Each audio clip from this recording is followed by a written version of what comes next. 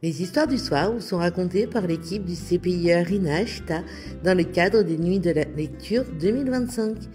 Et cette année, le thème, c'est les patrimoines. Un monstre démasqué.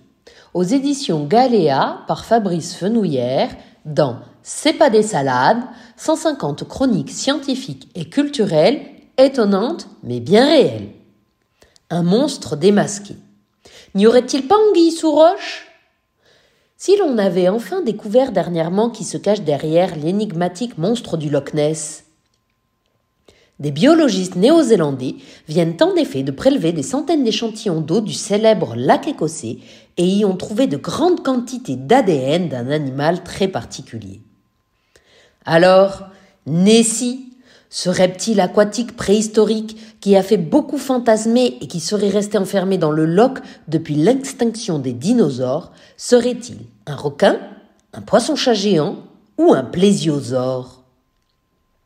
Pour ce dernier, on peut barrer son nom de suite, car à l'époque géologique où il sévissait dans nos eaux primitives, ce site naturel celtique n'existait tout simplement pas encore sous la forme de plans d'eau.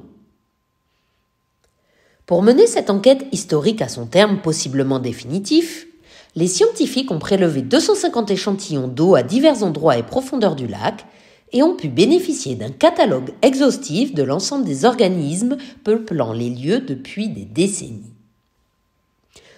Au total, 3000 espèces ont été identifiées. Parmi elles, aucun ADN de requin, de poisson-chat, ni même d'esturgeon. Encore moins de plésiosaures, évidemment. La grande surprise, en revanche, vient de la très grande quantité de macromolécules biologiques d'anguilles. Ainsi, ces poissons longilignes auraient véritablement pullulé ici depuis des temps très anciens, avec à leur tête sans doute une ou plusieurs représentantes XXL, responsables malgré elles d'une incroyable légende.